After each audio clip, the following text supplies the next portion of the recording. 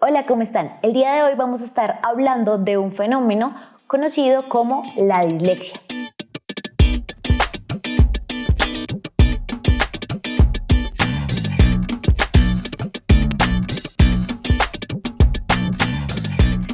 Cuando hablamos de este trastorno, de esta dificultad, lo primero es que entendamos que es un trastorno del aprendizaje y básicamente no hay una causa específica, no es como, no, simplemente pues este tipo de cosas ocurren. ¿En qué consiste este trastorno? Es simplemente cuando las personas, en este caso niños, tienen alguna dificultad para procesar de manera adecuada las letras o los números. Es más común encontrarlo como dislexia, sería asociado a las letras. El otro se conoce como disgrafia. ¿Qué es lo que vamos a aprender o qué es lo que vamos a hablar en este video? De cómo aprenden los cerebros que tienen dislexia. Entonces, para poder entender cómo aprende un cerebro con esta dificultad, debemos entender cómo aprendemos la mayoría de personas a leer. Lo primero es que tenemos una conciencia fonológica. ¿Qué significa eso? Que las palabras, pues empezamos a asociar un sonido con algo. Entonces, digamos, yo sé que esa circulito con un palito suena a, ¿sí? Esa es la conciencia fonológica. Después yo empiezo a asociar al contrario, es decir, si yo escucho una A, yo ya sé que la A se ve una bolita y un palito o se puede ver como un medio triángulo, ¿sí? Es la siguiente. Después de eso empiezo a aprender cómo se dan combinaciones entre esas y cómo sonarían, para que posteriormente yo empiece a generar palabras y pues ya textos mucho más complejos. Así es como la mayoría de personas aprendemos. ¿Qué pasa? Que las personas con dislexia no pueden procesar la información de la misma manera, porque desde el primer paso, desde el solo hecho de que yo asocie un sonido con una letra, ya no les cuadra la información, ¿sí? Para ellos una A no necesariamente es una A, ¿sí? Es como el daltonismo. Para ellos, el azul de ellos es diferente a nuestro azul, ¿sí? Pero ellos no son conscientes de que eso no es azul.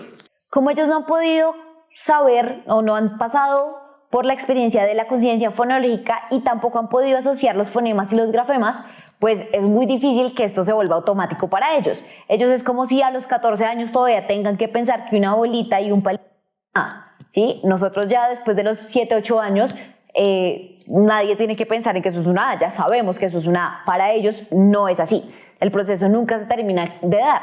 Eso quiere decir que ellos tienen que volver a hacer conciencia, valga la redundancia, de que un palito y una bolita significa una A, sin pensar en que la mayoría de las letras, por lo menos en el alfabeto que utilizamos acá, son una bolita y un palito. Ahora, ¿dónde está el palito? ¿Qué tan largo es el palito? Si es una P, si es una B, si es una D, si es una A, ¿sí? Eso les cuesta a ellos muchísimo, porque en su cerebro no procesan la información de la manera en la que lo hacemos los cerebros sin dislexia. ¿Cómo nos podemos dar cuenta que nuestro hijo, nuestro sobrino, nuestro estudiante, lo que sea, tiene dislexia? Lo primero es porque definitivamente su proceso lectoescritor está mucho más lento que el promedio. Lo segundo es que tampoco pueden procesar palabras, o sea, en el lenguaje hablado también les cuesta. La tercera es que cuando quieren describir algo no encuentran las palabras para hacerlo. Entonces dicen, esto es así como una mata, pero no te dicen que eso es verde. Normalmente es porque no encontrarían la palabra que quieren decir. También les empieza a costar hacer como deletrear palabras que no conocen, entonces una palabra nueva para ellos es como, ok, no entendí.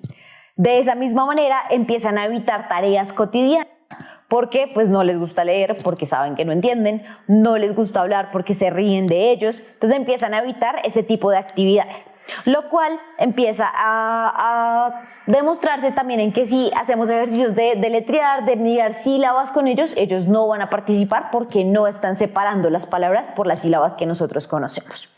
Esos son los signos más comunes en una persona que está teniendo dislexia. Y esta condición, al igual que muchas otras, pues no es como que tenga no se te va a quitar, no tiene una cura, pero pues tiene un tratamiento adecuado. ¿Cómo se hace? Pues por medio de fonoaudiólogos, por medio de un psicólogo que pueda acompañar el proceso. Si es pues un poco más grave, necesitamos un neuropsicólogo, pero básicamente se necesita es que un pedagogo nos ayude a cambiar las estrategias como les enseñamos a ellos. Y acá es donde vamos a hablar un poco de cómo podemos enseñarles a los chicos con dislexia pues cómo se hace el proceso lectoescritor. Entonces, los autores plantean que hay algo que se conoce como la enseñanza sistemática. Esta enseñanza o este tipo de conocimientos se da paso a paso. Entonces, es como aprendimos a leer, pero al ritmo de ellos y con la forma en la que ellos tienen. Entonces es como yo no le estoy enseñando que eso es una A y suena A, sino como el estudiante me empieza a decir, ok, yo veo esto de tal manera y suena de tal otra. Entonces a su paso y a su ritmo y desde su metodología es que yo voy dando los pasos para que por lo menos lleguemos a tener sílabas complejas. ¿Cuáles son las sílabas complejas? Las combinaciones. Tra, tre, tri, bla, bla, bla, bueno, las que suenen.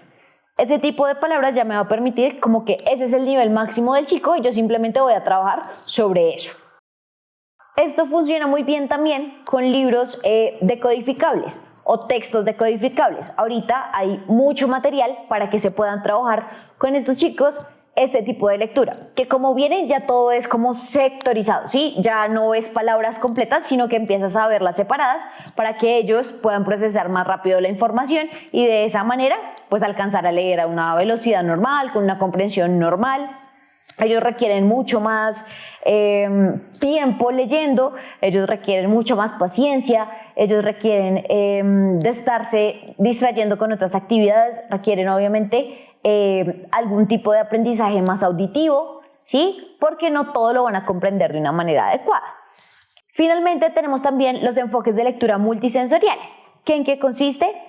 Son nuevas técnicas que se están aplicando para que ellos puedan empezar a aprender cómo suenan las palabras desde otro tipo de prácticas. Entonces está obviamente la parte auditiva, está como yo aprendo que la F cuando yo la dibujo baja y después hago un palito, entonces a veces uno la hace con la arena para que ellos la tengan más clara, ¿sí? Y así empezamos a trabajar con ellos de una manera diferente que requiera que ellos aprendan que la F es así porque mueven su mano así. Por ejemplo, en el caso de si son kinestésicos, o una F se ve parecida a una jirafa, entonces yo asocio la F con una jirafa y de esa manera empiezo a trabajar con los chicos para que aumenten la posibilidad de generar conciencia de las sílabas y posteriormente de las palabras. Así que esperamos que esta información sea útil para ustedes, que la puedan compartir con otras personas a las que seguramente les pueda ayudar mucho saber cómo funciona un cerebro con dislexia.